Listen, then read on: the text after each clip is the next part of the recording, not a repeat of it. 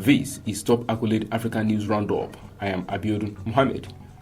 Angolan President João Lourenço on Monday held a phone call with President Volodymyr Zelensky to discuss the conflict in Ukraine. The military conflict in which Ukraine has been involved since last February was the topic discussed, the Angolan presidency said in a statement. The Ukrainian president said they discussed important issues of cooperation within the UN, according to a tweet.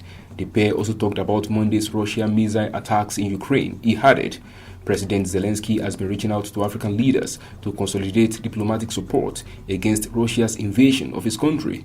Angola was among dozens of African countries that abstained from a UN resolution in March that condemned Russia's invasion of Ukraine. Tunisian fishermen on Monday recovered the bodies of 8 migrants off the coast of the southern town of Zarzis, whose boat is likely to have sunk at the end of last month, a Red Crescent official said. Families of the missing migrants have been protesting since last week in Zarzis, saying that the state was not doing enough to determine the fate of their sons, as it was likely their boat, carrying 18 people, had sunk.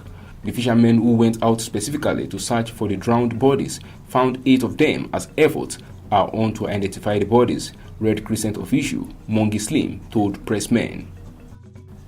A notorious bandit leader in Nigeria's Kaduna State, Ali Dogo, and 30 of his fighters have been neutralized, sources claimed. It was learned that Dogo and his gang members were neutralized by airstrikes undertaken by the air component of Operation Well Punch over the weekend. While confirming the bombardment of Dogo and his fighters, a defense intelligence source told pressmen that the notorious bandit leader and his cohort had fled from Niger State to one Alhaji Gwazo's house at Yadi in Giwa local government area for safety, following Nigerian Air Force NAF's aircraft sustained bombardment on its location recently. Pressmen also gathered that separate bombardments on same day targeting terrorists at a location 33 nautical miles northwest of Mandu in Kaduna were equally undertaken.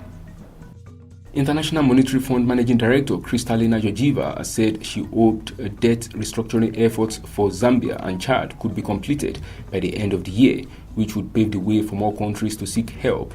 Georgieva, speaking with civil society groups at the start of the annual IMF and World Bank meetings, said a group of 20 initiatives launched in late 2020 had been slow to become operational, but she was upbeat about the cases of Chad and Zambia, who together with Ethiopia were the first to request for help.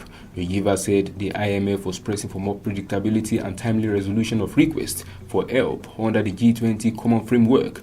It was also critical to expand the framework to include middle-income countries. She added that the IMF was also working on how to include collective action clauses in debt contracts being signed that would allow immediate suspension of debt service payments if a country experienced a climate shock. IMF and World Bank officials have repeatedly singled out China, the biggest creditor to many African countries, and private sector creditors for dragging their feet on reducing countries' debt burdens. The Zambian government on Friday told investors it hoped it would agree debt relief terms with official creditors by the end of the year or early 2023. That is the size of Top Accolade African News Roundup. You can follow us on our social media platforms as displayed on your screen. Happy Tuesday.